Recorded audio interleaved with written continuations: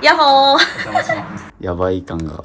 量が多い。いや、多くないよね。女子分かってくれると思うよ。これは元彼の。こんだけ減らしてもまだごちゃごちゃするってことは、減らし足りないまま引っ越してきたって感じだね。おパン中ウサギが埋もれてます。まあ減らすのもそうなんだけど、何がどこにあるかすごい全体的に。本当に散らばってる。まあこれは俗に言うリバウンドですね。ずっと部屋綺麗で、やっぱり半年経つとどうしてもリバウンドみたいなね。まあなんでこんなリバウンドしたかっていうと、一つ、ボコボコに顔を殴られるっていう。今、セクシーな道でお仕事を。ありとあらゆるもの全部出して。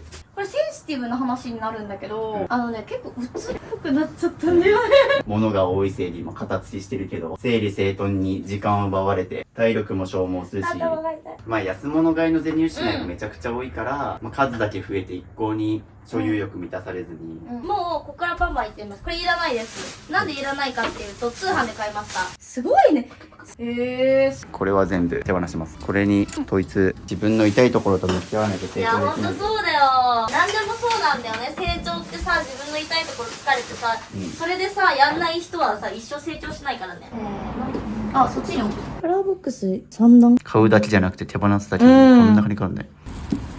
物捨てられない人あるあるで、メルカリに出品するから、もういいかってこれ。さ、数百円のためにさ、こまごまこの配送してやってる自分嫌になんない？嫌になる。もうこれもいらないや。ありがとうございました。久しぶりのお掃除ですよ、あなた。ごめんね。メンヘラっぽいくていいよ。実際メンヘラだし。おー。痛そう。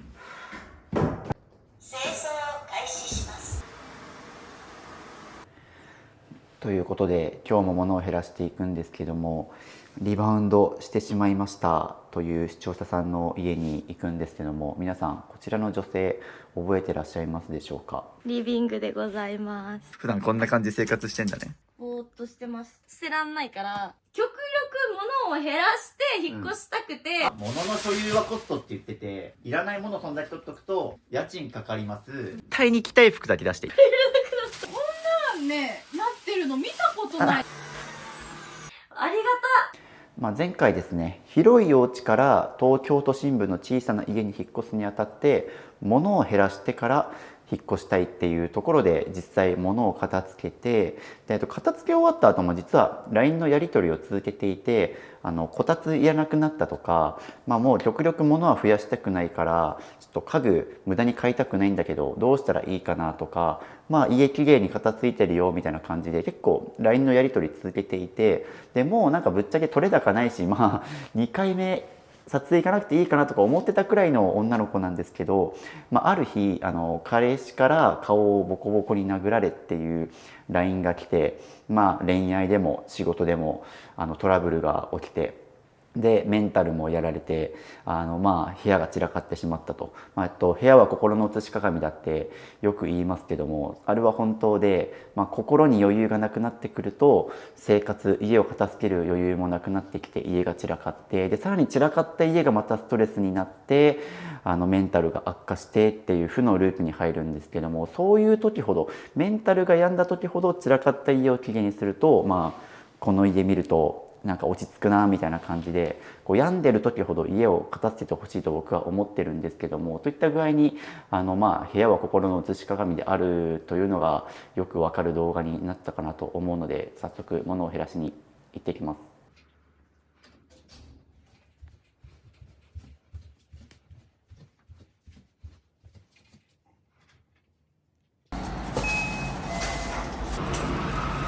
お畳みしてたわ。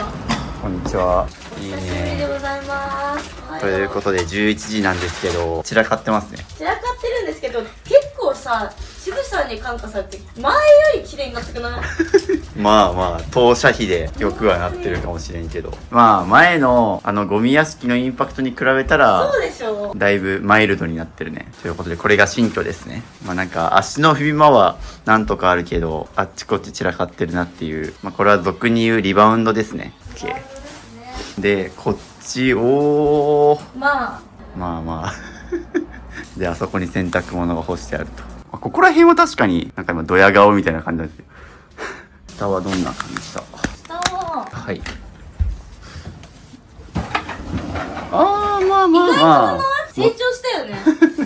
なんかちょっとどちらかってはいるけどぎゅうぎゅう物量で言うとぎゅうぎゅう詰めじゃないからまあ。思ったよりはだからその分上に出てるとかはあるんだろうけど、そうだね。ここはお風呂水回りになってるからここに前の部屋にもあったねこの三段ボックスそうがあってって感じか。でもここもこんな感じ。ああまあまあまあでも前確かここ結構厳選したもんね。からもうそれがそのまま来てるって感じだから。面も増えてないだから。だよね。玄関ですね。なるほど。絶妙にまあ散らかってはいるけどって感じ。まあちょっとところどころはみ出いったりとかはするし、ここはもう全部使ってるやつだけって感じ。そうだね。半魚丼まだあるんだね。半魚丼あります。それは愛犬のねグッズなので、お名前言うとこうやって喜んじゃうので、愛犬の楽しみグッズなんでちょっと喜んじゃうからかわいそうだからあれできないけど、そう何々グッズですね。まあ現状そうですね。なので玄関があってすぐそこに水回りが直結してて、で上に服とかパジャマとかが置いてあって、嫌なね配置なんだよね。嫌じゃない？なんかこのまあちょっと空間の使い方的にはちょっとむずいかもね。難しいんだよ。そのあたりもちょっとアドバイスします。そうだね。っていう感じになっていて、こっちはトイレか。失礼します。あ、女性なんでね、いろいろありますよね。いや女性関係ないんだもんこれ。シンプルに散らかってますなんか。はい。この小さな空間で散らかるっていうね。なるほど。でこの辺りがまあゴミ箱と、これすごいねなんか。ゴミ箱そう。なんかちゃんとわかりやすいようにシール貼って。はいはいはい。このアイデアは初めて見たかも。まあわかりやすくていいね。で捨てたばっかだからもう入ってないんだけど、ここに炊飯器とか、あとはお味噌汁とか、オートミールとかね。なんかさ丁寧な朝ごはん食べてますみたいなアピール。プロテインとか、ホエイプロテイン。美容に気を使ってますよみたいな。使ってますから。まあ人に見られる仕事だもんね。なってきてるから、体絞んないとやばくて。確かに痩せたよね。痩せたね。前の時55、6キロだったんだけど、51になって、おお結構痩せたじゃん。何もしてなくて、運動も何もしてないけど、結構あの後マジで痩せたのよ。痩せたよね。確かに物減らすと痩せるんですよ。結構ガチだと思う。いや、そんなそう、生活習慣整うから。そう。大体片付け終わった人って食生活とかにも気を使うようになって。そうなんだよ。まあ余裕が出てくるよね、そういうそう。でもここはでも割りますよ。なんかさ、今のこう引き出しの出し方がもう雑やと思って。バーンそこは変わってないね。があるから。前さ、これ以上増やすなっつった未開封だと割り箸セットか。そう、それで生活してるから、それ以外は正直別に何もない。はい。まだ割り箸のあれや、すごい乱雑や。まあはい。まあとりあえずこれを消費してってると。はい。1日1本2本。ここが食器系で、これも増えてないよね。てかすごいところから体重計出ちゃう。何気に。これちゃんと測ってる毎日。測ってる。嘘でしょ。本当に。なんか洗濯機の上がまた。いろいろあるね。そう、みんなね洗濯機の上を物置き場にしがちなんだけど。そうなんだよね。ダメなんだよね本当は。そう、良くないですね。しかも結構目立つし、目線的に。そう。なんかまだこれはワンチャン理解できるけど、なんでここみたいなのがちょいちょい、まあそこもそうですけど、まあ洗濯機置き場がここにあって、前のジュエル天然石とか系が前より増えたこれ。今ね断捨離してるっていうか、引退するのよ。ああ、もうこれ手放すの？そう。なんか前さ、天然石屋さんを自分でやりたいって。なんか救いっていうのが最近流行ってるから、私は。はい。救いいくらですみたいなのをしてやってるかな。なるほど。儲かってますか？儲かってないです。で、まあここの周辺にジャスミンのペット系のやつ。あと発送するものがあったりとかするので。これ天然石だね。とか。いや、なんかさ、全体的にそうなんだけど、まあ、確かに前回実際めっちゃ物減らして、で、そっからそんな増えてはないと思うんだけど、物の置き方とか、とっちらかってたり、ぐちゃぐちゃな感じ、まあよく物の住所とか言ったりするけど。そうだよね。そうそうそう。そこがなんかぐちゃぐちゃなのが俺気になっちゃうんだよね。まあ、ここはでも綺麗だね。綺麗な。うん、そうそう、こういう感じ。こういうのはいいと思うんだけど、まあさっきの下の部分で言うとなんか、こういう風になってるところちょっと気になっちゃうタイプだから。今日だけです。まあ今日だけね。はい。別に今日あれなんですよ。撮影だからといって汚れ散らかしてとか別に指示してないんですけど。そう。やらせなしだからね、この渋さんって。いつも通りでいいよって言ってるから。で、まあこの辺り。梱包系だから、はい。まあこれもちゃんと置いとけよって話なんだけど。レターパックね。まあ仕事系のが結構、そこもここも散らかってるね。まあここも綺麗にしたいかな。やっぱりその仕事系のやつだから、しっかりしないといけないなっていうのはあるから、まずこれだけ売って引退みたいな感じだけど。まあこれ結構場所取るしね。場所取るんだよ。場所も時間も取るから。ここで話しながら自分で伝票書きながら、発送準備しながらってやってると結構散らかりがちかな。まあ、今のセクシー業に専念してもらうためにもこう片付けましょう。はい。でここが、はい、まあ許容範囲だよ。私の中で結構許容範囲だと、ミニマリスト観点から言うとかなりやばいと思うけど。はい。まあでもなんか偉いなと思ったのがあそこ干してるじゃん。生活感丸出しって感じだけど、昔はでもああいうのもちゃんと守ってない感じだったから。そう。何もしてなかったからね。こたつなくなったよね。そうだね。こたつなくなったし、前ね、大きなテーブルだったんだけど、じゃなくて、もうちょっとコンパクトにして、収納がある机にしたの。ああ、これか。そう。で、まあこっちからになるんだけど、こういうのとかしっかり。ああ、はい。なるほど。こんな感じの。おお、ここにオールインワンで全部入ってるって感じ。そうですね。まあそれはいいけど、せっかくいいものがあるのに、そう、いろいろはみ出ちゃっててもったいないから、この辺りもちょっと片付けましょうか。あと、あれじゃん。ちくわ？そう、8割。8割。ぺちゃんこじゃないこれ。こんな形じゃないでしょ。まあ、8割すごいね。で、ここは、なんかいろいろ。あれ、ポチャム。ポチャムもいるし、おパンチもいるし。これ言ったら炎上するかもしんないけど、メンヘラ女子が持ってる3大アイテム全部揃ってる。おパンチいるし。家が散らかってる人大体おパンチとウポチャムとちいかわのグッズある。なるほど。そんなこと言ったら怒ってくるよ、この子が。それなかったじゃん、お前。なんかさ、違う人形に置き換わってない？なんだっけ？そう。なんかお前違うのあったよね。前はね、なんだっけ、ハリネズミだった。そうだ、ハリネズミの人形と一緒に寝てるみたいなので、で、前めちゃくちゃ綺麗に片付けても、その人形は残したんだよね、確か。そう。あれ、その時は、思い出の品だったからなんだけど、思い出の品ってだけで大事にしないと、結局意味ないから、って思って、あの人形はもういないの？あの人形いない。あれ手放したんです、あれ。世代交代。それに変わって、ワンインワンアウトっていうのを僕推奨してるんですけど、一応それにのっとって、なるほど。まあ、買うときは1個手放すみたいなのを。そう。それはね、もう、教訓として。なるほど。あります。いい部屋だ。いい部屋だよ。クローゼットは、意外とだよ。もう確かに。意外とじゃないまあ意外とそこスカスカだった。そう。まあちょっと下に一生。そうだね、押し入れてるから。ではあるけど。そう、仕事道具がそれこそ増えたから、衣装がね。ああ、なるほど。ランジェリーとかそういうなんかコスプレとかが増えたから、それはこっち系にあるんだけど、こっちに全部押し込んでるから。でもね、引っ越すんだよ。また引っ越すの？そう。いつ？5月中なんだけど。すぐじゃん。だから、断捨離をしたくて、お願いしたい。なるほど。それ知らなかったわ。お久しぶりです。お久しぶりってことで、多分ね、前の撮影が半年前とかなんだよ。年末年始だったりとかね。そうだね。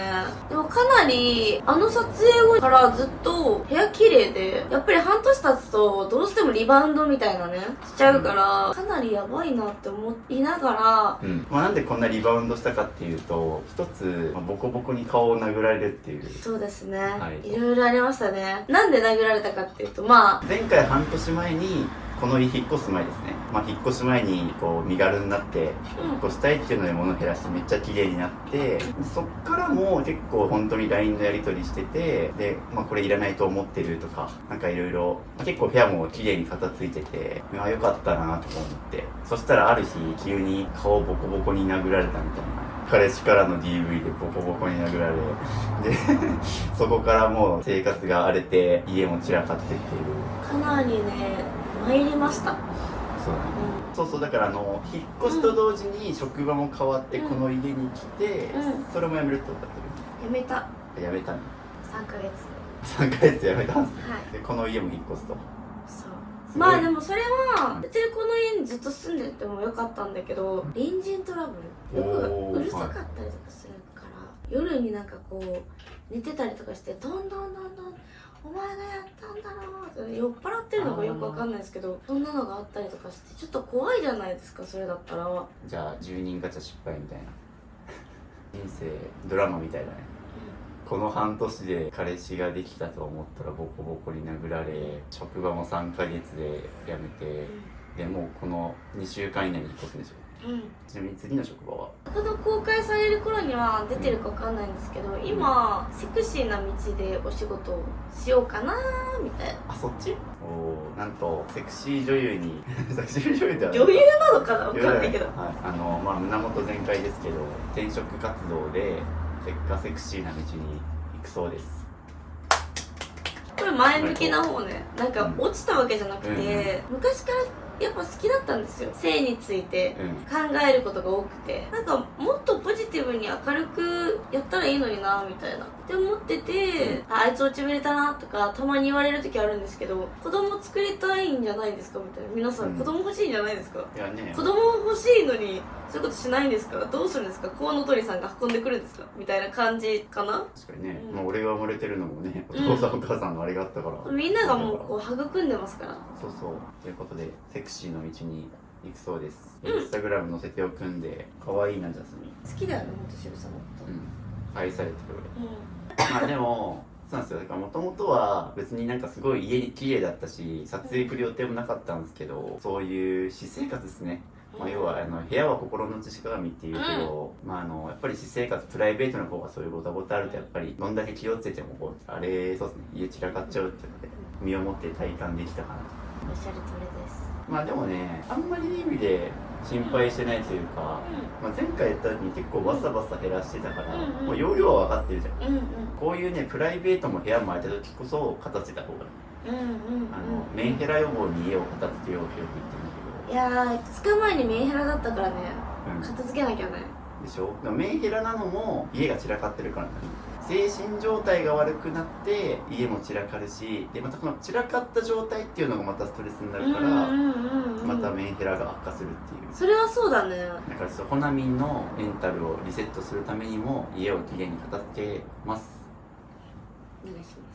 じゃあ早速ここから片付けていきます。そうだね、ここら辺からだね。1個ずつ出していきますか。はい、衣装ケースを一旦全部出します。という感じでもうクローゼットとか収納系を片付けるとしたら結束は全部出すです。まさかまた服を片付けることになるとは。まあ、一旦全部出した上で、なんでこれ全部出したかっていうと、自分がどんな服を持ってるかっていうのをこう比較検討しながら減らしていかないと、これは持ってるから着回しできるしいらないとか、もうこれ持ってるからいらないとか、いろいろ見比べながらやっていかないと減らすスピードが上がらないので、まあ、ここ全部出すのと、こっちはどう？なんかここは結構頑張って厳選してるみたいな感じ？スタメンだけ置いてるみたいな。してるけど、正直使ってないのもあるからそこも見直ししたいかも。じゃあもうここセットで見直そう、全部。そうだね、はい、じゃあゴミ袋持ってきます。はい、俺が言わなくてもゴミ袋持ってこようか。冬終わって春に移ってるみたいなタイミングなんで、冬服系で着なかった服改めて見よう。冬服系で結構ね、体積厚みがあって結構かさばったりするから、冬服から見ます。もう今年着なかった冬服は来年も着ないから。こちらこれ間違えて買っちゃった。何間違えてか XS サイズ。XS 何サイズを買おうと思ったの？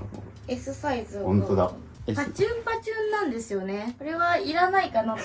はい。もったいな。そもそももったいないよね。これ試着したんですよ。試着した。試着していいと思ったら買ったんじゃない？その時はね。これも正直使わないんだよね。なんか春にねいいなと思って。これここも着れるし、外してベストにもなるんだよね。すごいそれ。2way ちょっとミニマリスト的。そう、2way だからめちゃくちゃ良くて、でも。どう合わせたらいいか分かんなくて。本当だ。袖が外れる 2way 仕様みたいな。これがめんどくさくてやらなさそうだよね。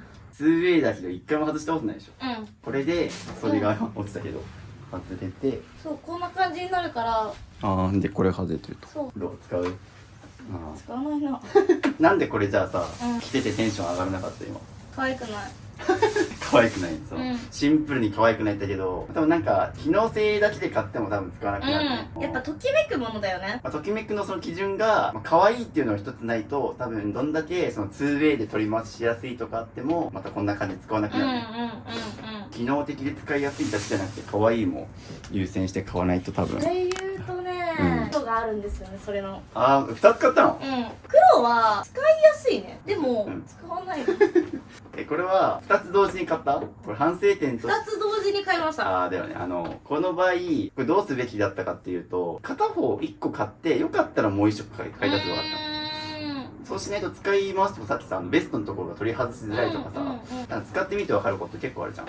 いやなんかその寒い時にちょっと羽織るので楽かなって思ってみたいな、まあ、使えそうで残すと永遠にどれもそうじゃん。パジャマだったら使えそうとか、なんか散歩するときに使えそうとか。でも本心的にはさ、本心はそう使いたいわけではないじゃん。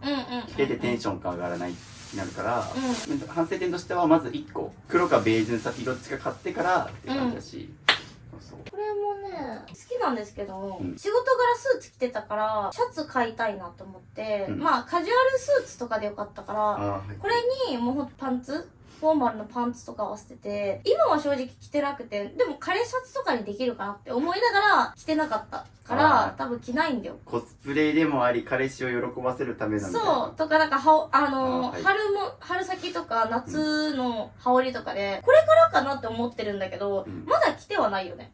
これ1個あるんですわ。もう1個。本当だ。これとこれどっちにしようかなって思ってるっていう感じかな。じゃあ1個にしようか。そう、着てるのはこっちなんだよ。でもここがほつれてるからこっちにします。こっちにする。はい。そっちは捨てよう。はい。やっぱでもテンポが速くて助かるわ。前よりかなりね。あとね、まあ後でちょっとこれ衣装ケースの置き方も見直すんですけど、丈が長いやつがまあそこにぶつかるじゃん。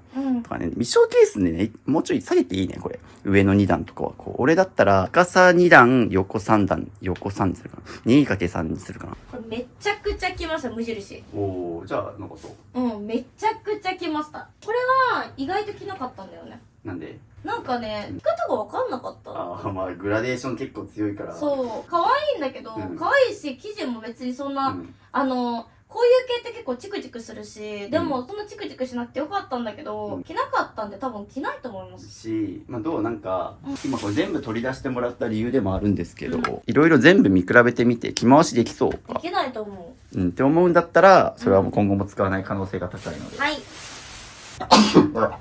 ついに僕もやられ始めました。やられ始めました。クローゼット周りが。そうだよね、多分ダメなんだよ。これはいる。これはね、ダウンなんだけど、これはね、いらない。なんで？わかんない。もう結構6年前とかだったんだよ。あ、そんな前から使ってるんですか？そう、ザラ。今年着た？今年結構着てた。ほうほう。黒いのは着てたんだけど、でももうしばらく冬来ないし、それまでにいいものを長持ちしていいもの、そしてメンテナンスができるものを買おうかなと思う。おー、まあ言ってたもんね。なんかその、まあ安物買いの税入しないがめちゃくちゃ多いから、まあ数だけ増えて一向に所有欲満たされずに、っていう感じで、今後はだからちゃんと多少高くても長く使いたいものとか、もういいもの買おうみたいな話は前回したんで、なんでこの子はもうおすすめご苦労様です。クローゼットを理想の状態に最初からしちゃおうということで、衣装ケース全部出します。全部出そう。なんかさ、気持ちいいね。でしょ？そこはもうスタメンの服今厳選できたから。そうだね。一回こう一回端にするとしてここの下だよね。そう、その下も一旦全部出していいよ。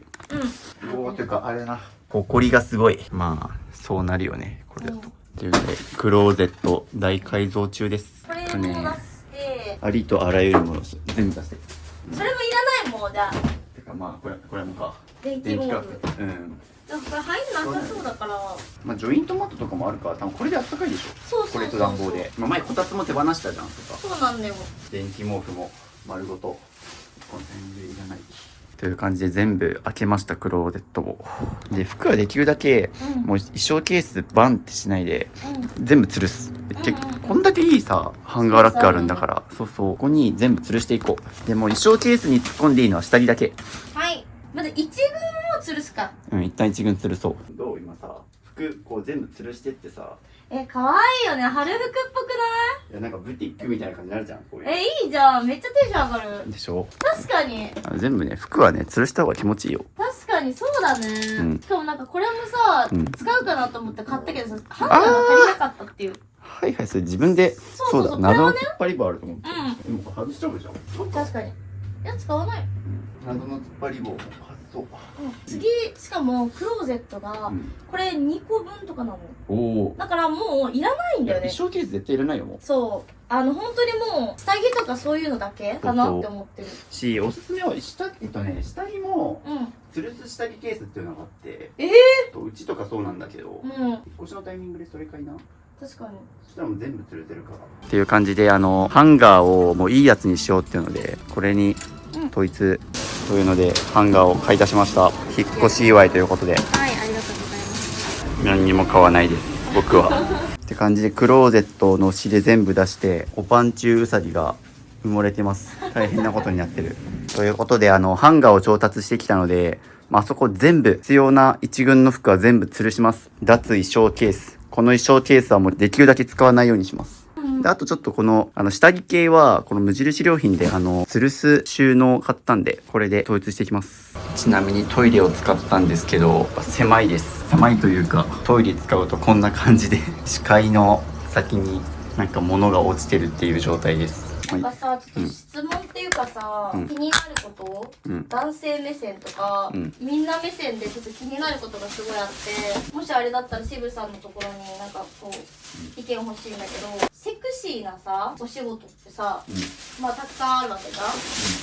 それに対してみんなどういう思いを持ってるのかなっていう。でもさ、そもそもセクシーっていう表現も最近使われ始めたじゃん。そうだね。前はさ AV とかそうだね。そんな感じだったけど、なんか表現柔らかくしたり、なんか敬意持たれてる気はするよね。そうだよね。なんかね、私昔から思ってたのが、みんな子供欲しいとか言うくせに、なんかそのセクシーな話すると、なんかそのもちろんオープンすぎたりとか、それを出しすぎたりとかするのはダメだけど、それじゃなくて普通にそういう行為に対して、あの子あんなことしてるんだってって言ってるくせに子供欲しいって言ってるって何っていう矛盾をすごい感じてたの。それって私の観点が間違ってんのかな。別に俺はそれ実際おかしいと思うけど、そういう作品がないとさ、男の人は特に性の発散先が犯罪っていう形になるじゃん。痴漢になるとか、必要な職業なのは間違いないからね。本当に思ってる。みんな多分そこはあんまり理解してないよね。ジャスミン二足歩行できるね。かわいい。おやつあげよう。あの子元気にしてる。ミミちゃん。ミミちゃん。前片付け手伝ってくれた子。そう。助っ人来た。ミミちゃん。ミミちゃんです。よろしくお願いします。でも引っ越してきてね、一回もね着てない服はもう着ないから。パッて入れていいじゃん。畳め、綺麗に畳むんだよ、パジャマとはいえ。できたら今回も呼んでほしかったくらい。そう。ミミちゃんはね、今回は欠席ということで、お仕事だからね。看護師さんだからね。そう、看護師さんだから。今回はまあ出るでしょう。2人で前より物減らしてるからね。結構そう物減らすってそんなに増えてないから。あとやっぱりその、前指導してくれた時の容量が分かってるから。そうだね。最初はねマジで散らかってなかったんですよ。笑っちゃうけど彼氏からの DV きっかけで部屋がすさんでったんで。そうかなりこれセンシティブな話になるんだけど、結構鬱っぽくなっちゃったんだよね。なんか LINE しててもそんな感じはしちゃう。そうでやばくて、なんか割とね、結構ガチでお薬を飲まないと生活できないくらいになっちゃってて、かなり深刻な感じになって、前からパニック障害っていうね、パニック発作を起こすあれはあったんだけど、でもなんかそれが進行しちゃって、それが躁うつ状態みたいな、続くようになっちゃって、かなりきつくて、それを理由にするなっていうなんか古い考えの方もいらっしゃるかもしれないけど、なんか結構やっぱり現代病だね。そうだね、近代病だねって思ってる。俺もいつなってもおかしくないから。渋さんよく病まないよね。まあなんとかその病院行くほどとかは、当然なんか仕事していく中とか、悩むことはあるけど、やっぱ部屋が綺麗だから。部屋きれい何もないから。マジで俺はメンヘラ予防のために家を常に綺麗に片付ける。自分のもう中身を分かってらっしゃるってこと？そうそうそうああ、そういうことね。あの俺の部屋っていうのは、自分にとっての精神安定剤なわけよ。ああ、でもなんかそういうの決めるのいいかもね。マジでどんだけ辛いことあっても割とあの部屋いると落ち着いてくるよ。逆におかしくなんないのかなと思っちゃうけど、汚い方がやばい。汚い方が来る発展するっていう感じでね、いいでしょ。めっちゃ綺麗。厳選した服をこんな感じで鮮やか。色鮮やかだねっていうので、まあでも白いハンガーで統一して、まあここにある服も含めて全部このハンガー内でちょうどあと10本ちょっとくらいあるから厳選しよう。このショーケースは極力使わない。そうですね。これは何で使わない？これはなんで使わないかっていうと、可愛いなって思うんだけど着てみたら合わないなっていう通販ですね。あ、通販系か。通販系です。はい、っていうので今さらっとポイってしたけど、まあ、よくこの動画で言ってるのは捨てる時には原因分析をセットにしてくださいっていうそうだ。ので、忘れていた。で今日の傾向で言うとやっぱりあれね、通販で買った服っていうのは多いかもね。だってここ今残してるやつは結構お店でちゃんとあ、お店で買ったやつ。試着して買ったやつでしょ。だから今後は、まあ、前は結構安物買いの銭失いで、なんか安い服めっちゃ買ったみたいな感じだったけど、それに加えて通販でよく買ってるっていうのが分かったから、あんま通販で買わないようにしてる。そうだね。その調子でどんどん。こちらはよく使ってたんですけど、もう古い。わかる？この毛の感じが使い古してる感あるでしょ。おそらく、こういう風に吊るしてたらそもそもシワになったりしてないんだよね。だからそういう意味でも衣装ケースに自分が好きな服は突っ込んじゃダメ。こうやって着なくなるじゃん。そうだよね。前も言ってくれたよね。そうそう。だから衣装ケースは今日、まあ、前は減らしたけど、もうマジで今日はこれなくそう。なくしましょう。全部吊るす。色味綺麗だな。なんかこう見るとさ、こう揃えたくなっちゃうね、綺麗に。ね、とかなんかさ、見て思ったのはやっぱりこうちょっとね、わかるよね。鮮やかパステルカラー系だよね。そうだね。原色ってよりはちょっと淡い感じの色味が好きなんだなっていうのもこれ吊るして全部わかったよね。わかるね。だから見える化するっていうのはめっちゃ大事だね。いいね。こちらもいるんですよ。普通のただのなんか T シャツじゃなくて、こっちの方がシンプルな T シャツっていうよりはこういうフリフリ系の方が残してるもんね。そうなんだよ。だからこことかもフリフリだし、ここも全部フリフリだし、フリフリ結構好きかもしれない。そうだね。それとそれとかフリフリ系が好き。なるほど。ムチムチキャラで売ってるんじゃないの？ムチムチキャラで売ってるんだけど、でもさ、ムチムチキャラ知らない人からしたらさ、よくわかんないじゃん。これもいらないです。なぜか妹から送られてきた若いやつなので。はい。まあなんかいきなり原色系来たから。急にびっくりするよね。可愛いよ。可愛いけど、年齢ではないかな。可愛いのと自分に似合うっていうのは別と思った方がいい。そう、ほんとそれ。なんでもこれ雑貨とかでもそうなんですけど、みんな雑貨屋さんとかアパレル行って可愛いって買うんじゃなくて、それが自分の生活とか自分のスタイルに合うかってことを考えないと、可愛いと似合うは全く違うものだから。今年の冬着るかな。まあ迷ってるんだったら着ないかもしれないね。そう。じゃあやめときましょう。着るかどうかで迷うものはいらないっていうのがこの YouTube チャンネルの定番としてるね。なんでかわかる？迷ったら入れない理由。迷うくらいならってことでしょ？そうそうそう。まあ、人間明らかに必要なものとしては迷わないと。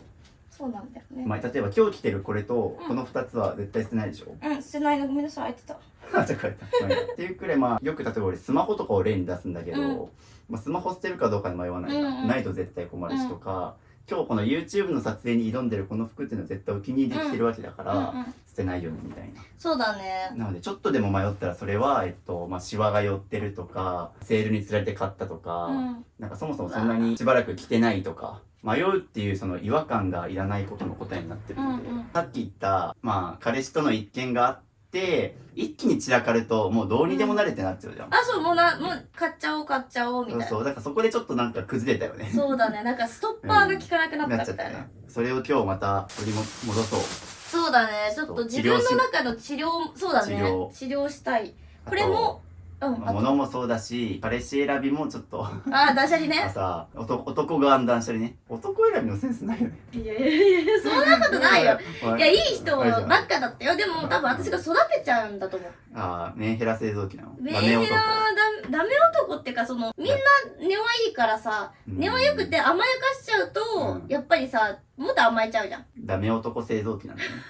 これは迷ってる時点でもう分かってるよね。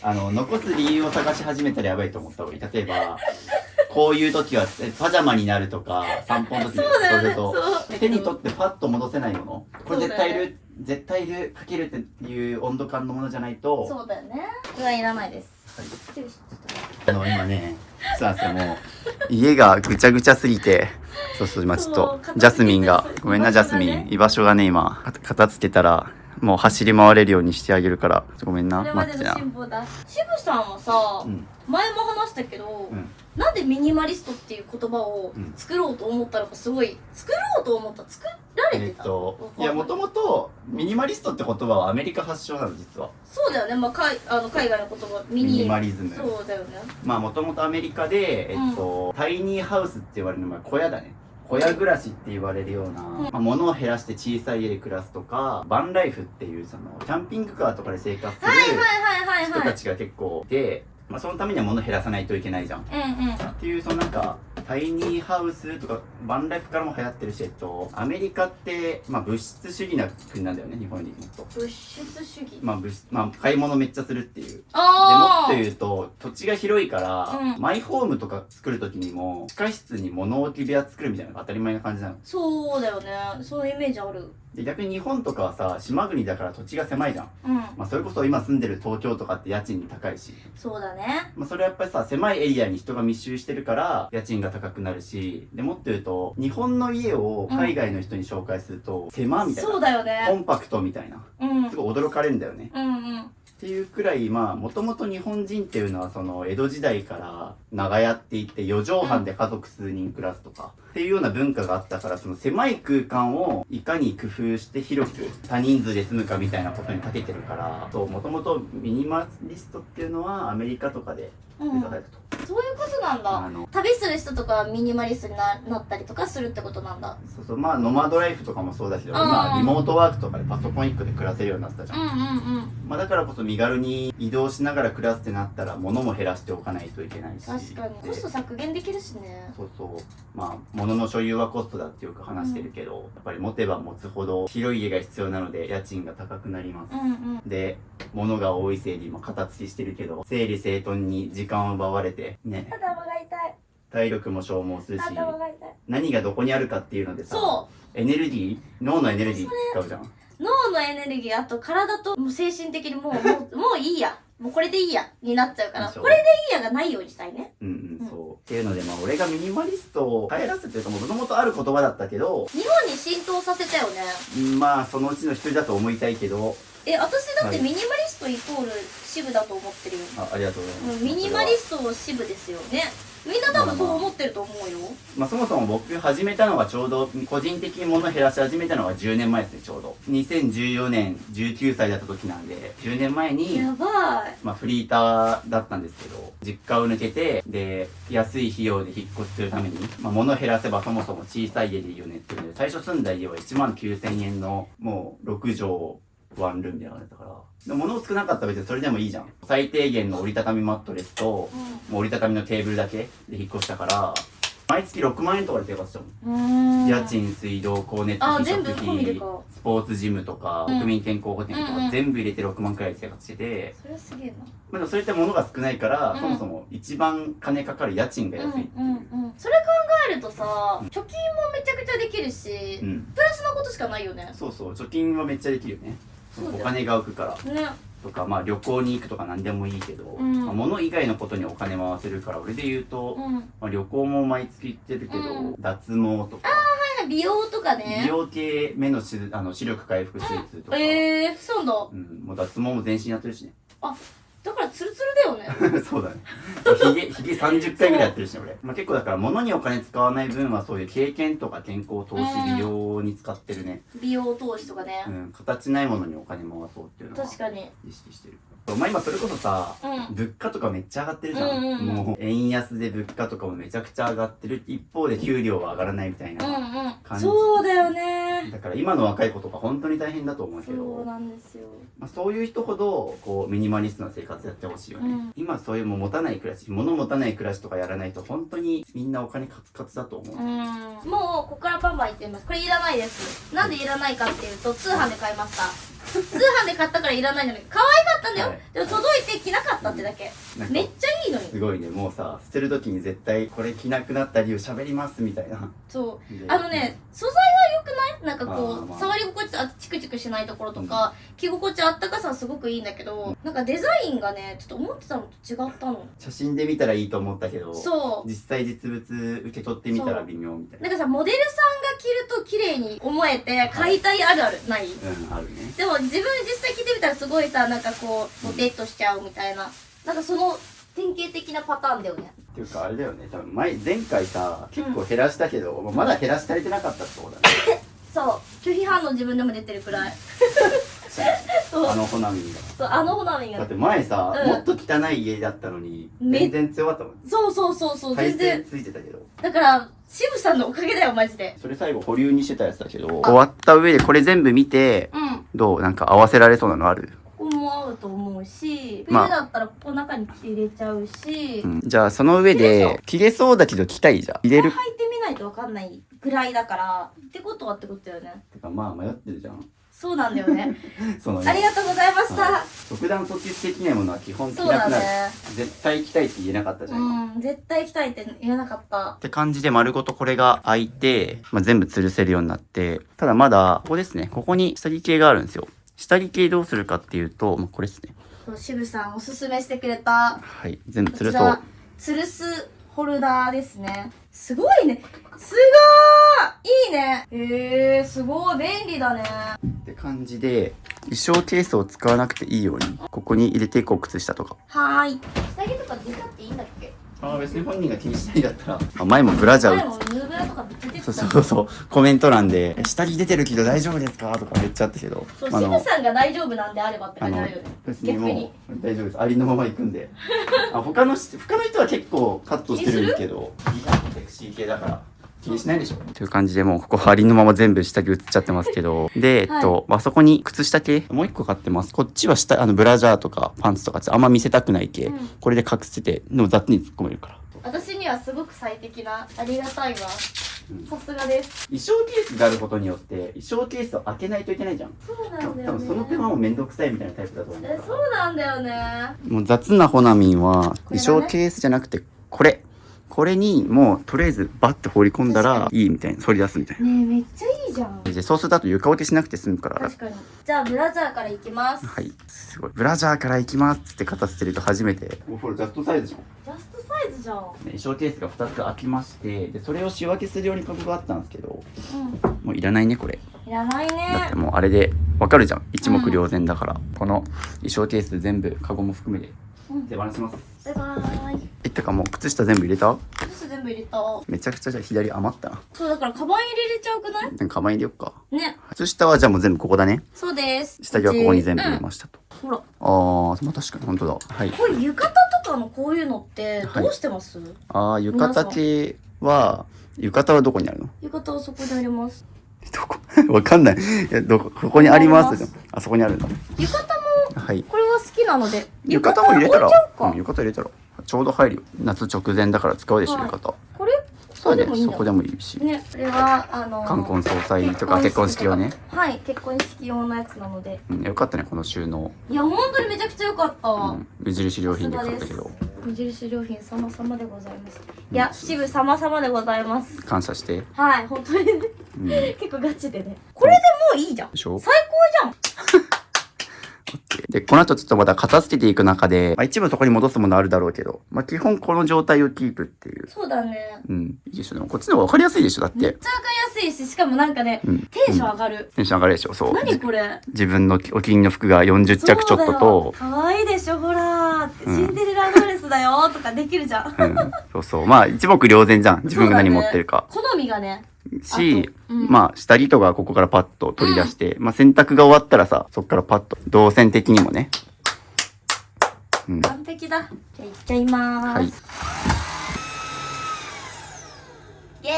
久しぶり。この家引っ越してきて初めて掃除かけたんじゃない？それ言い過ぎ。すごい。衣装ケース全部なくなりました。下のやつ。これをキープしよう、ここは。これキープしよう。ありがたいですね。もう衣装ケースのある生活とはおさらばしよう。ちなみにホナミンの動画27万再生されてるよ。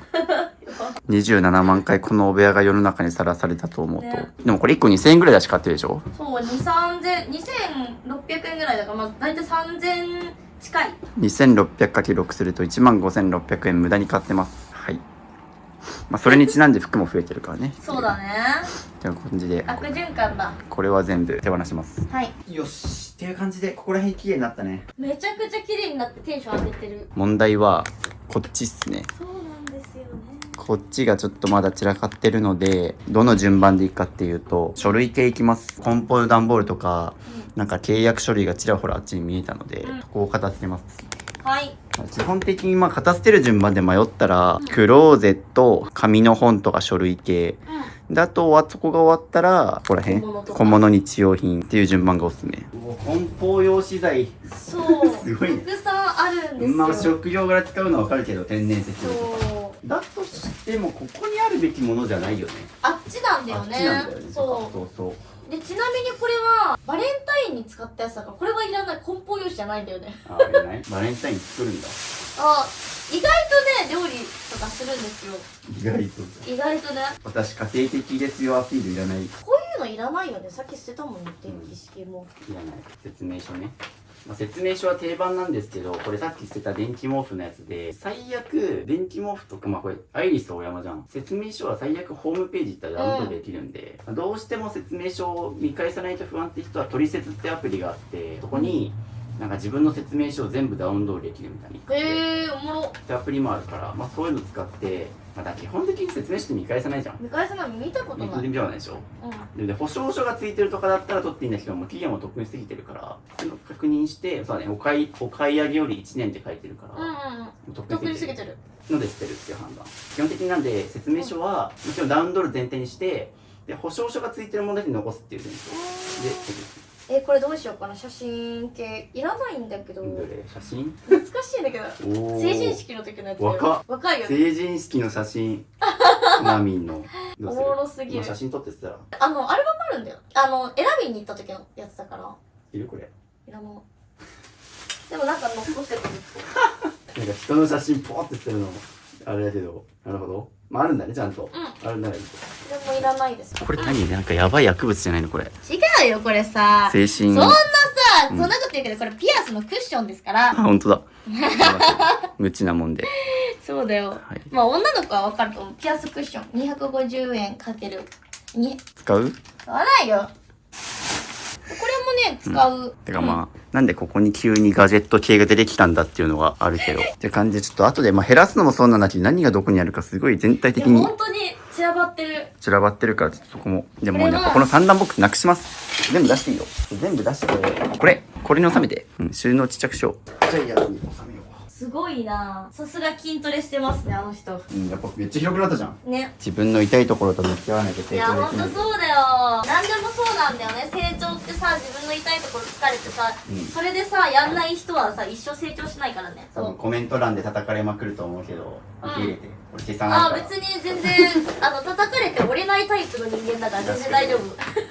しかもなんか私動画見たら結構みんなめちゃくちゃアンチ書かれるかなって思ったらすごい優しくてコメント欄がありがとうございます本当に。心配してたもんね、コメント叩かれない。いや絶対やられるとか言って、で渋さんに大丈夫かな大丈夫かなって最後の最後まで言ってたんですけど、ありがとうございます本当に。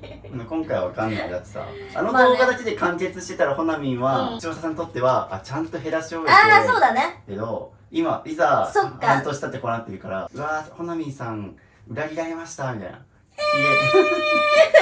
みたいな。そんなこと言わないで。ほら映画もさ、1で完結するのがやっぱおもろいじゃん。大体2、3で続編になるとかね。どんどんって微妙だなって出てくるよね。そうそう、まあそれと一緒で、これ続編取らない方がほなみんは美化されて終わっても。まあリバウンドしましたシリーズは初めてなんで。そうなの？で俺ぶっちゃけ何人か片付けた後、一応みんな進捗聞いてて LINE で、まあ結構後減らした後も結構家片付いてますみたいな、むしろもっと片付けのあたりもっと減らしましたみたいな、結構いいので報告して、YouTube 終わってから実はもっと減らして、もっとこうなってますみたいな報告いたことが多いんだけど、リバウンド報告初めて来たから、ちょっと渋さんって言って「いいですか?」とか言って、でいきなりボコボコに殴られた顔写真が送られてくる。そうごめんねって言って、こんなにされちゃいました。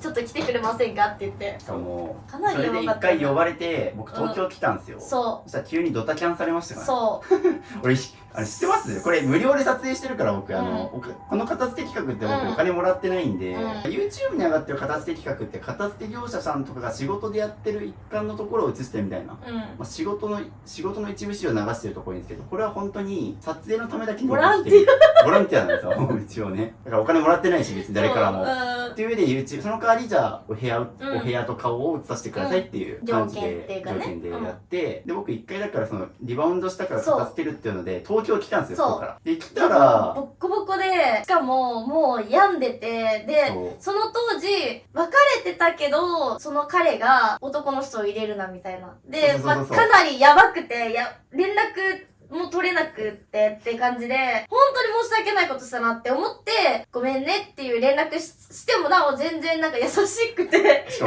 も僕ドタキャン2回食らってるんですよ。そう。福岡から東京に飛行機のホテル取って、で、来た直前に撮影前日にドタキャン食らうみたいに2回あってるんですよ。多分僕10万円ぐらい無駄に流してるんですよ。回収してください。いや普通だったら絶対ブロックされてる。間違いない。ブロックされてもおかしくないくらい急なドタキャンしてるんですよ。その彼氏が家に入れるみたいな。そういや結構ね、でもね本当に言えないレベルで警察にも出してますからね。もう本当に被害届出してて、っていう状態なので、それくらい精神荒れてる中で部屋も散らかっちゃったんで多めに見ますけど優しすぎでしょ僕はこれ再生回数のために頑張ってるあと普通にもちょっとそのまんまそう中にね収納できるスツールなのよ。これがねちょっとね魔ですね。ここ何が入ってる？これ今ねゴミとゴミ箱じゃないんだよこれ。これなんかこうピアス縦みたいなやつとか、これは私がサッカーキングっていうところの裏表紙に載ってたやつですね。いる？記念品だけど親にあげようかな。いやダメよ。てか今あげる系よ。今でも買えるから。買えるでしょ。昔のさ死ぬまで誇りにみたいなすごいけど。すごかったねこの戦いはね。1位だったけどね。すごい本当にポコちゃんに乗ってる。これはもう大丈夫？大丈夫です。履歴書とかいらなくない？履歴書も使わないでしょ。使わないよ。でこれも空になったね。じゃあここに何か入れる？ちょっとこれ一旦保留か捨ての候補にしときますとね。そうだね。普通だったらこれ座れて来客とかにも使えるし。だってほらここにさ色合うしっていう話前してたよね。そうただほなみんね収納のコスト買っちゃうし適当に突っ込むから要検討。これは怪しい。次そこです。はい。なんで紙系が終わったんで日用品かな。そこメイク系とか化粧品とかもろ全部いこう。そうですね、行きましょう。そこもやることは一緒で、ここの収納とか含め全部出す。でもこんなにいっぱいゴムはいらないのでこれも捨てちゃいます、これも可愛くて買ったけど使ってないんだよね結局。じゃあいらないってことなんです。だってショートヘアだもん。だからそこに電源タップがあるとかも変じゃん。こうメイクとか化粧水とかそういうの入れたらなんかコームとかそうだね、鏡があるんだから。確かに。だからそこにあるのほぼ使ってないだろうね。見た感じめっちゃ汚ねえし、針金とか落ちてるしね。危なっ。OK でね、大体分かってきた。今のほなみんの物量だとこれちっちゃすぎるんですよ収納が。そうなんですよね。なんで美容系はここでいいよね。もう全部そっちに絞っちゃう。なんで一軍はこっち、でその消耗品のストックとかこっち、床落ちしてる系のも全部こっちに。でもこっちに収納しちゃいますね。使用頻度が低いものとか普段使ってるものの消耗品とかをこっちに入れる。あと季節外のものはこっちに。最近男性の方もね美容に対してさ意識高い人が増えてきて嬉しいよね。そうだね。なんか前まではさそんなんにお金使ってっていうさあれはあったけど、俺ですら脱毛してるとか筋トレしてるとか、コンシーラーくらいはするからね。なんか肌荒れてる時はコンシーラーとかするんだね。もうめっちゃ肌なんかニキビ跡とか。そうだよね、ニキビ跡とかしちゃうよね。今の人たちって結構インスタグラムとか YouTube で可愛い芸能人の人とか、一般の女の子ちょっとフォロワー多いくらいの可愛いインスタグラマーとかもさ、みんな SNS で見てるから目が肥えちゃってるよね。そのそうだね。あとマッチングアプリとかでもみんな基本漏れた状態、加工した状態のものとかをさ載せるから、自分のルックスを最大限にしておかないとふるいに落とされるっていうまあ大変な時代では。最近はね、そうだよね。だから美容系って儲かるんだなと思って。こんだけものがあるから。女の子みんなこんだけ買うから。そうだね。いやだってないときついもん。だってシーズン毎回変わるし、春夏秋冬でプラスしかもシーズンごととかによって変わっちゃうから結構ね、そう美容は儲かると思いますよ。まあ大前提量が多い。いや多くないよね。女子分かってくれると思うよ。これは逆に反感買うよ。じゃあここで終わりですね。ここ一旦減らすものは減らしたって感じ。減らすものは減らしました。でもこれもなくなりそうなんで、もう一回もう今使っちゃいます。オッケー。こういう感じで使い切れるものは使ってっていう感じで、ちょっとこのタイミングで配置替えを行います。はーい。そっちに置く。ちゃんと中途これを頭をこっち。そうないよー。掃除機しなきゃ。っていう感じでテーブルをあっちにスライドさせました。前も結構減らしたけど、それでもやっぱ家がだいぶちっちゃくなったじゃん。そうだね。そのせいで物がシンプルに溢れてるよね。そうだね。なんか前の家の容量だったらあれでよかったのかもしれないけど、今回も超減らさないとそうだね。明らかにキャパオーバーしてる。明らかにね。いろいろ行き詰まってますね。いやそうだよね。そう、どうしようっていうね。まあ減らすのもそうなんだけど、何をどこに置くかみたいなの結構今苦戦じゃん。そう渋さんが苦戦してるってことは私なんか特にもう、全くもってパッパラパーですから。いやーなんかね、これブッキングかなりデコボコしてて、縦長くて、なんか謎にここくぼみがあるし、水回りもやたら奥行きあるしって、ここ使えねえしなとか、なんかそのいろいろ、まあ前回の家は割と広かったからどうにかなってたんだけど、こんだけ減らしてもまだごちゃごちゃするってことは、根本的に多分減らし足りないまま引っ越してきたって感じだね。一旦次減らしにここだね。ここだね。はい、ここちょっとやろう。このスペースですね。このスペースがやばい。もうね、渋さん来るとね、心強いからね、潔くしてりちゃうんだよね。そう。今が一番の手時と思って。そうそう。来た来たみたいな。定期的にホームヘルパーで呼んでいいよ。笑うんだけど。1日100万な。でもそのレベルだよね、この改造は。結構。それくらいもらいたいもん。これをドレッサーにしよう。そう。そうだから、ここの中出しちゃいます。出して。もう全部。全部捨てちゃおう。いけ。前の家にもあったよね。前の家にもあった。受けるね、なんか表情。1回しか使ってない。っいらないよ。ていうので、これからになったね。そう。ここもなんか、充電ケーブルがあったり、アイマスクがあったり、どんな用途かわかんないよね。基本的になんか物別に収納されてないから何がどこにあるかわかんないね。いるものだけ出して、その他は全部ガーって捨てちゃおうか。そうそそれう。の方が早い。減らすものにね、目を向けていると一向に終わんないから、いいね、その捨て方。もういるものだけ取り出して、他全部捨てるっていう。これはもう、渋さんが教えてくれた。教えてくれた技。そう教えてくれた技です、これ。捨てるものではなく残すものを選ぼう。そうだけを選別して。素晴らしい。じゃあそれも戻し一回て。戻して、これ系とかもあっち持ってっちゃっていいんだよね。全部、はい。このドレッサーなくします。釣りの家では使わない。明らかにほなみんさ、メイク道具、まあ多いのもさ、使いたいならいいんだけど、に対して明らかにこのドレッサーの容量足りてないもん。足りてないね。使いづらそう、これ。スキンケアとコスメが多すぎる。でしょ？あと毎日変えたりしてるから。そこまで、まあ、配信とかもやってるし、もうメイク買いたいとかだったらそれはそれでいいから、どっちみちこっちにした方がいいよ。狭いしね、あれ。渋さんってさ、いつもさ、なんか新しい知恵を教えてくれるよね。というか、自分だと気づかないんだよね。こういうのって何でも。そうかもね。そうそう第三者目線っていうかさ、そうそうそうそう。他者から見て思うことってあるよね。っていう感じで、さっき厳選したからもうそこに全部入るでしょう。入ります。これをさ、もうこうしちゃうね。ありだよね。だったら高さもないしさ。うん。絶対こっちの方がいいよね。ね。なんか渋さん画角だ。前心地よいよね、ここ。で、ここで普通にやった方がさ、ご飯も食えるし、そうパソコンもこうやって。そうなんだよ。その上でここの下を片付けろって話ね。そうそう、下。でもこれ、なくします。はい、さよなら。お世話になりました。そう、引っ越してきて買ったやつらしいんですけど、買わなくてよかったね。ね、ほんとだね。まあ、使いづらい。収納が結構足りてないのと、そうだねシンプルにこれ毎回さ、うん。これやるのめんどくさくね。まあちょっと怖いかもね。結構怪我しそうとか思ってた。結構これね、俺、片付け行った人の家にもちょいちょいあるんだけど、毎回これみんな捨ててる。そうなんだ。じゃあそれも、まあ粗大ゴミとしてないといけないから、とりあえずは置いとくけど。次の引っ越すの時までにはもう減らしとこう。あ、そうだね。で、ちょっと今回粗大ゴミに出します。使わなくなった衣装ケースとかもろもろ粗大ゴミに出すので申し込みをしてもらいます。カラーボックス3段高いね。東京高っ。まあ、こんな感じでiPhone で計測ってアプリがあるんで、これで、93、まあ1メートルね。100センチ未満だから、テーブル高、これ何、最大辺が100センチ未満っていう感じで、粗大ゴミ9個で3600円です。無駄がね、買うだけじゃなくて手放すだけでこんな金かかんない。マジで部屋明るくなったね。めっちゃ明るくなった。床が見えるようになったから。やばいね。ジャスミンも喜んでる。喜んでるね。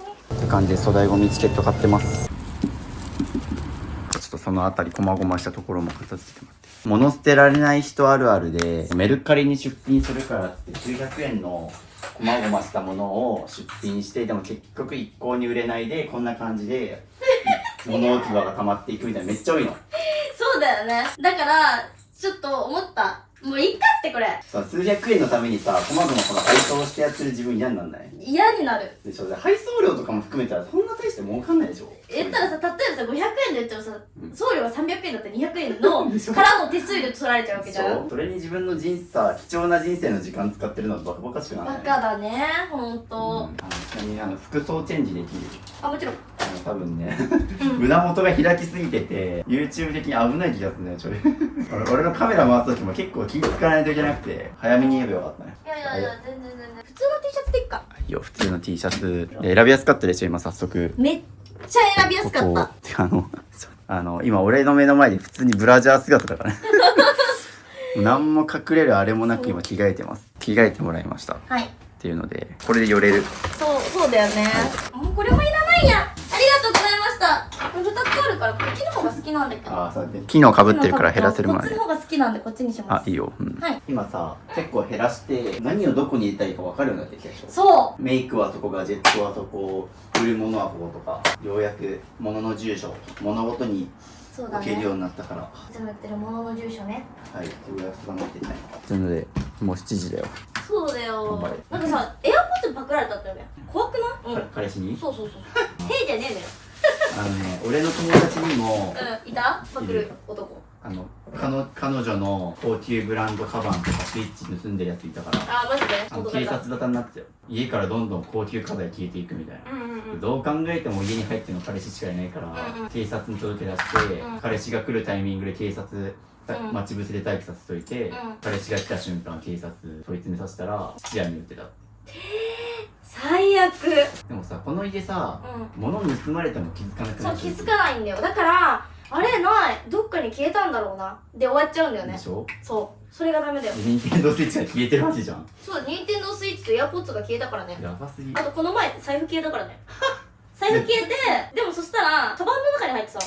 あ、それは自分が悪いね。そう、自分が悪いんだけどマジで覚えてなくて本当ヒステリックになっちゃって。そうだからさ、そういう盗まれたものもあるし自分が紛失したもの含めて、ごちゃごちゃしてって判断つかないじゃん。盗まれても気づかないものがある状態っていうのは異常だよ。俺とかもなんか自分の物の量の基準っていうのは盗まれても気づけるかっていうのは大事にしてる。まあそこさ、クローゼットとかもさ、まあ正直あそこから1着盗むと気づかないでしょ、正直。クローゼットも減らしたけど、なんか服1着盗んだら多分気づかないでしょ。それがね、好きなものは気づくんだよ。でもガジェットとかは気づかないの。だってゲームなくなって気づかないんだよ。やばくない？俺スイッチなくなったら多分もう大大だよね。大切なセーブデータとかあるし。そうだよね。いろんなゲームのね。そう充電のが出てきたんですけど、普段さ、どっち使ってる？新しいのはタイプ C なんだけど、でも撮影とか動画撮る用とかで使うのがこの USB になるんだよね。じゃあこれはいらないね、確実に。そうだね。だからこれは捨てちゃって、この2つで言うとまあどっちもついてる方を残すだよね。そうだね、これだけあればいいと思う。そうだね。これ GoPro のやつだ。GoPro もないし。GoPro もないの？ GoPro もない。盗まれすぎでしょ。盗まれすぎだよね。盗まれたのか間違って捨てちゃったのか。着実に渋マジ。開いてきてるよ。そう終わり見えてきたよ。一応ね。やっぱり人形と一緒に寝てると落ち着くの？人形と寝ないと無理だね。だからさ、これ抱きついてなんか寝ちゃうんだよね。多分寂しがり屋になっちゃった。ああ、大体人形とかある人は寂しがり屋。そう、寂しがり屋ちゃん。こっちやるよ。そっちだよね。うおー、やばいやばい。画期的なんですけど。いらねえか。ここにゴミ箱ってさ、考えてみ。ここにキッチンのゴミ袋あります。でそこにゴミ箱ってさ、ここに座ったらいいじゃん。いらないか。いらねえや。そうだね、ゴミ箱ってなんかあっちこっちに配置したくなるの分かるんだけど、結局さ、ゴミ箱があっちこっちあった方が移動距離が減って時短になると思うじゃん。なあ、そうだね。でも結局そうすると今度このゴミ箱を入れ替えるって手間が増えるじゃん。そのああ、中身の袋なるほどね。確かに。そこまで考えるとゴミ箱の数をあんま増やさない方がいいね。確かに。これは使わないです。なんでかっていうと、はい通販で買った、はいトレーナーをパジャマにして、はい。暑すぎるからです。ちなみになんですけど、はいミニマリスト支部的にめちゃくちゃ服が少ない状態だったら、多分さっき捨てた突っ張り棒をここにつけちゃう。ここに突っ張り棒をして、こっから洗濯取り出したのかけちゃう。うちの家ってそういう感じなんだよね。あ、そう見たなんだ。ことないよ。洗濯機あんまりないね。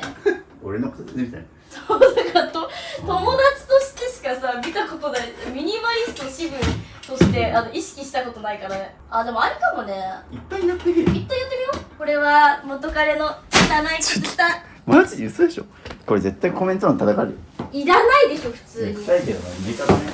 いろんなことされててああ、嫌な思い出だよ。無理でしょ思い出った。さすがに。まあ、タオルってさ、何枚持ってるそもそも。そもそも知らない。でしょ何枚持ってるか。それが把握できてないのもよくない？一度に体を拭くのにタオル何枚使2枚。う？バスタオルを。うん。めっちゃ使うね。使わない？使うよね。ミニマリストの人がフェイスタオルだけ1枚とか、まだ男だったね。そうだよ。男の人と髪の毛相当レアじゃん。今はね。今はでも最近切ったばっかだからこれ。でもバスタオル1枚とかじゃダメね、1回やるときに。だからバスタオルとショーのフフェイスタオルで髪の毛をこうくるんで、こうしたままそれ上持ってってだから2枚は絶対使いますよね。女性の方多分使うと思う。だからこれとこれとなんかそれ系を減らして青系列を置いとくとか。これで15枚ぐらいあったのが10枚になったから、まあいいんだよ。こんだけあれば絶対足りると思うよ。こんだけ毎日回せるんだったら。っていうので三段ボックス減らしたところにそれをこう体重計お風呂場の近くに置くのが一番いいじゃん。そうだね。前どこに置いてあったこれ？なんか前はもうこっちのね、ここら辺とかに置いてそうた。さっきそこら辺にあったよね。そうそこにあった。謎の位置にあるかそうら。だね。なんかこだわり強いんだよね。物多いくせに。物多い人ってこだわり強いのかな？逆？俺の持論だとこだわりない人ほど物が多い。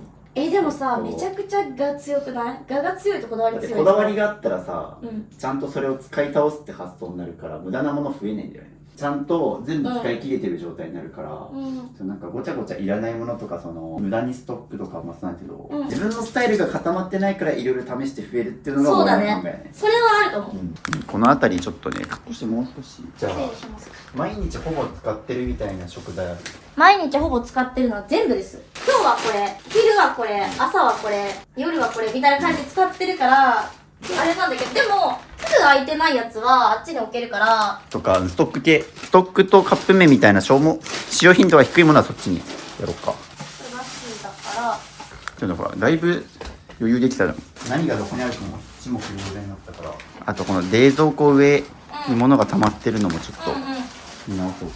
塩ラーメンとかもこれ下だね。そうだね。弁当箱もいらないです。もう会社員じゃないんで。こういうのってどこに置いてるの？電池電池。電池はさっきのガジェット系のところにありがとう。いらないこういうマグネット系。マグネット系はもう捨てちゃいます。はい、最低限だけ置こう。ここはもう極力置かないように。そうだね。極力置かないようにして、うん久しぶりのお掃除ですよ、あなた。ごめんね。いつも使ってんのにさ、ここはペンキがさ落ちちゃってさ。着々と床が空いてきたな。そう。でもさ、渋さんのおかげでもあるけどさ、なんか普通にさ、渋さんのこと見てくれる人いないとさ、渋さんもさ、続けないじゃん、YouTube。だから見てくれる人もすごいよね。視聴者さんってことね。そう、視聴者さん。マジで視聴者さ思う。んが再生してくれるそうと思ってるし、そうそのおかげでホナミンがやってるしっていう。そう。だから、私も嬉しいし、言ったらみんなもさ、なんか、これ見ながら見ながらができるじゃん。だからラッキーだと思うしつまり私が散らかってることによって視聴者さんのそれはさひねくれてないそういうことないそれはひねくれてない。いやそういうこと言ってるんじゃなくて、皆さんがいてくれるから渋さんとも私出会ったよねって話だからその結論に至りたかったのにすごいあなんか散らかってることを正当化したいんかなと思ってやばいやだめちゃくちゃ綺麗になった。意外とね意外とスカスカだ。そうだね思ってたよりぎゅうぎゅう詰めではなかった。そうなんだよ。めっちゃ綺麗になったね。でしょ。すごい渋マジック肝心なここですね。地震起きた。地震起きたし、しかもめちゃくちゃ狭くないっていう。トイレ狭いけど座ってもいい？はいよ。めっちゃ狭いのよここ。で、ここ入るじゃん？入ったらもうね、目の前ドアみたいな。やりますか？はい。はい。言い訳しないでさっさと減らしましょう。はいやりましょう減らすというかもう元の位置に戻すだけだからそれ。てかなんかそうなんだよね。しかもさ、どこに置けばいいの？でもその右に住みようと右に全部詰めたらいい？そこで。これちょっと危なくねここにあるの。危なくないです。こう置いときたいの。置いときたいってローズコーツっていうのは膣を守ってくれるので絶対に女性ははい子宮を守ってくれるっていう効果があるみたいです。だから私は置いてます。なるほど。風水的ね。ここにスマホを置こうとしたら邪魔だったんですよ。置くな。ではこんな感じです。これでいこうか。うん。これでいこう。じゃあこっちですね。次こう最後。最後ここでもうスタメンも決まってて捨てるものもないっていう。だからこんだけしか住んでなくてまあ実は確かにまあ収まってるからいいよ。自分が決捨てるこめたようで。とはないかな。これは使わないくなっちゃうんだけど、でもね入んないからこっちにやっぱ戻そうかなとか思ったりとか、買ってみたはいいもののこっちの方が楽だよね。じゃあこっちにするか。まあごちゃついてるように見えるけどさっきよりは全然マシだよね。っていうので、まあ、使うものを厳選したらこうなったっていう。まあ靴箱はないからねこの家で。そうだね。まあっていう感じでこういう風にいいじゃん。ね、いいね。まあいいでしょう。っていう感じで減らし終えました今日一日。まあ休憩入れつつ休憩入れて10時間。1日だよね本当に。まあ丸一日半日。そうそんな感じでやばい感がメンヘラっぽいくていいよ。まあ、実際メンヘラだしいいね。もうサムネもちゃんと自分で考えれるくらい見せ方を分かってる。まあ一応インフルエンサーだからね。確かに。はいという感じで10時間かけて減らし終えました。ありがとうございます。45リットルのゴミ袋が14個と、さらにここに3段ボックス、さらにはここに衣装ケース6個全部減らしました。心身ともにすり減ったようなことがない。実際めっちゃあっち部屋明るくなったしね。そう明るいし、こんな綺麗になるんだっていうの、まあなんかもういいだろうと思ってたの、正直ね。いやどうなのかなって思ってるってことは絶対に何かあるってことだから、まあ俺に頼んだくらいだしね。そう連絡してみたいな感じだったから、まあだから本当に引っ越してすぐとかしばらくは良かったけど、まあそういうプライベートでいろいろごたごたしてってのもそうだし、前の家よりだいぶ狭くなったじゃん。そうだね。あとね縦長だったからなんかまあ部屋数が前は多分あれ 2LDK だったのね、2LDK で一人暮らししてて今より部屋が広かったっていうので、広さがね3分の2とかだよね。そうだね、3分の2にもなってるし、正方形じゃなくて長方形だとなかなか物が置きづらかったりとか凹凸が多いんですよ。そうデコボコ物件って言われるような感じだから、空間の使い方も難しくて、で私下手くそなのにそんなとこ住んじゃったもんだから結構やばい。シンプルにやっぱり物の量が多かったね。そうだね。まあ、前だからさ、前も結構頑張って減らしこっち来たけど、やっぱ改めて住んでみると部屋が1個減ってるから。そうだね、1部屋分減らさないといけないし、またその買っちゃった分のそれも減らさないといけないしって感じだったから大変でしたね。ありがとうございます。ようやく多分これで適正量に落ち着いたかなって感じ、部屋の広さに対して。部屋の広さに対してそうだね。ありがとうございます。本当にどっちの反省してみ減らしてみての反省点とかある？減らしてみての反省点は通販で服を買うなっていうことと減らした服は全部通販で買った。そう全部通販で買ったものだし、まあなんかあれだね、と物販系、そう売ったら配送しますみたいなものが結構まだあるけど、500円で売って送料が300円かかってまた手数料取られるとかで、で結局なんか売り上げっていうか販売の売り上げが少ないんだったらそれをずっと在庫を置いとくよりももう捨てちゃった方が確かにすっきりするなっていうのも勉強になったかな。だから反省点かな、そこが。それのせいで物置の空間ができちゃって部屋が狭くなってるのもそうだし、シンプルに自分の時給換算したらさ、その分別の仕事した方が間違いない。それはね結構間違いない。まあ、100円とか100円200円の細々したもののためにさ、梱包して、やり取りして配送してってさ、多分ね趣味だったからなんだと思う。でもそれがかなり仕事になってきちゃうとあれだったんだけど、でもそれがまたミニマムになってきちゃったから、それが反省点かな、ここら辺に関しては。だからまあそういうちょっと自分の今の時給単価考えて、まあ、手間に見合う分だけ売るとかね、まあ、あとあれだね、動線、三段ボックスとかも結構捨てたじゃん、まあ、衣装ケースとかもそうなんだけど、収納がシンプルにこの家多かったから、収納の奥にぶち込んで、で自分が何をどれだけ持ってるか把握しづらくなって買い物してとか、まさにクローゼットの中が一番分かりやすいんですけど、見える化をしたことによってこれあるから買わなくていいやとか、あこれなくなってたんじゃなくてここにかけてあったんだって分かったから、そこもね反省点と成長過程かなって思ってる。リバウンドしたっていうのもいい意味でリアルだったし、多分前回減らし足りてなかったね。そうだね、多分そうだと思う。前回もかなり減らしたと思う。実際ゴミ袋に30袋ぐらいバンって出たし、ただ小さいところに引っ越してきたから、シンプルに前回がちょっと減らし足りてなかったなっていう反省点も俺はあるね。いやでも引っ越し前だったからね、それはね。ようやくこれで適正量になったのではないかと思います。はい、これを捨てに行こう。片付けが終わりました。終わりましたね。片付け後のルームツアーどうなったのか。すごい一直線の道ができたね。おお痛そうマジで痛そう。はい、まず玄関、僕の靴ありますけど、ここに全部使うものを収めまして、靴も全部で12ぐらいかな。まあいいんじゃない。あと使うペット用のやつとか傘とか全部、玄関に使うものは全部そこに固めて、そこはもうトイレ見せたくてしょうがないみたいなさっていうので、足の踏み場のなかったトイレもこうなりました。ここら辺も整理整頓されて、そうだね、ちゃんと置くものは、そっちにカップラーメンとか、そうここに食料品のストックちゃんと収納して、あとここ特にこの冷蔵庫の上はもう置かないように、ここにタオルとパジャマ置いてて、もともとあそこに3段ボックスがあったんですけど、もうそこも撤廃してあそこに体重計を置きましたと。そうするとお風呂がそこで、洗濯機とかここにあるから、いちいちそこにもう持っていくのめんどくさいじゃん。そうだね。こう来るんじゃなくて、あっちから来るから、あっちから来て、そうで、こうやって取って、そう持ってって置いといてみたいな。そうでお風呂入るみたいな感じで、になるね。やってここにこう入れるっていう感じだよね。あっちに置いちゃうと、中間地点みたいな感じで3段ボックスがあったけど、そうするとさ、最初結構ひどかったじゃん。洗濯かごのようにぎゅうぎゅう詰めみたいな。もうここに直接入れてしまえば二度手間になんないから、生活の動線的にもこれがいいでしょう。特にここね。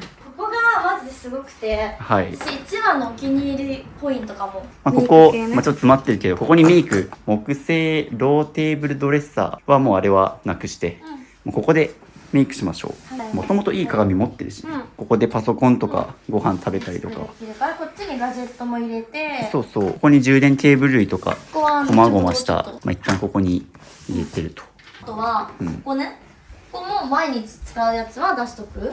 そうだね、毎日使う化粧品系とか日焼け止めとかクリーム系、ここに全部置いて、あとここですね、ここにケーブル配線まとめて、コテとかヘアアイロンとかもうここに全部、お風呂上がったらここでどうせ髪乾かすじゃん。そうそう、髪の毛乾かして、でそのままベッド行けちゃうって感じだから。でここはあれですね、物販系、ちょっとここはね、なんかいろいろ詰まってる感じで、だいぶ整理したからね、これでも。そうですね。で、でもね、資材とかも、これ売れて発送するだけだから、いらないものもあるし、まだ売れてないものもあるから、それはまたこっちに出して、でまたこっちにしまってってやると、もうこことここで行き来っていうか、もう完結でしょ。ここでシューってなって、シューって戻るみたいなのができるから、ここは完結にできちゃったかなって。そこにもね、ここにもうこまごましたなんかその物販で売る系のやつは全部ここにまとめたんで、もうあと頑張って売ってください。はい、売ります。天然石屋さんだからね。でジャスちゃんとかのものがこっちになったんですよ。さっきここにあったけど、そう、こっちにあったんだけど、こっちにあった方が私も見やすいし、あとこっちにベッドがあるので、こっちに置いちゃうとね、やっぱりトイレペットシーツがあるから、そうペットシーツもこの子も安心しないだろうから、見られてるとかわいそうだから、っていうのでこっちにどうって提案してくれたので、こっちに置けました。そうですね、もともとそれはこれがあったけど、こっちに、ここの動線すごいよね。動線綺麗になったでしょ。ここだね。でここがもうこんな感じ。はい、もう喜んで泣いてるよ、おパンチ。ここはもう寝室だね。そう、おパンチ泣いてます。おパパンチュ。おパンチュ泣いてる、で、ここだね、一番感動。ジャスミンも今そこいたけど、そ足の踏み場ができてる。もう衣装ケース6個あったの全部なくしました。うでも色ごとに綺麗に分けれるようにもなったし、ここに下着そと、たまに使うカバンと靴下と、もう全部ハンガーこれで統一したので、でここにかかってる服はもう全部で45着くらいですね。下とかは仕事で使うやつだから、まあ一応置いてはいるんだけど、まあここはもうすっきりだよね、めちゃくちゃ。そうそう、衣装ケースバンバンバンだったのを、うん、まあなんかああいう隙間がね、ちっちゃい収納に変えました。うん、仕事用の衣装とかですね。うんうんうん。仕事で使う衣装とかはもう、うんたまにしか使わないからそっち。そう、あとまあヨガマットとかやっぱりうん置いとくと見栄えが悪いものも中に収納したら、まあクローゼットの役割だよねって。そうっすねジャスちゃんも喜んでます。ジャスちゃんもここ入れるようになったね。もう今日寝るのが楽しみ。いや、そうだよね。逆にでもそわそわしちゃうかも。こんなに何もなかったら。でちなみにベッドの配置ちょっと、まあ縦だったの横にしたんですけど、ちょっと理由としては目の前にクローゼットがあるのと、そっちでさよくうん洗濯物干してるじゃん。そうそうそうそう。っていう時にちょっと邪魔だったからベッドが、ここ減らした分はこっちに向き変えました感じだね。ってかあと相変わらずピンク好きなんだね。多分ピンク好きだよね絶対。で前なんかベッドも変わってるよね。ベッドね足つきマットレス。足つきのやつにしました。ねえねえ、そうそう、なんか前 LINE のやり取りでうんベッド変えるっつって足つきがいいよっつって、まあ、下は特に置いてないしね。素晴らしい。掃除しやすいし。なんだかジャスちゃんもおっとりしてます。おー犬もね散らかった家にいるとストレスだからね、本当だよね。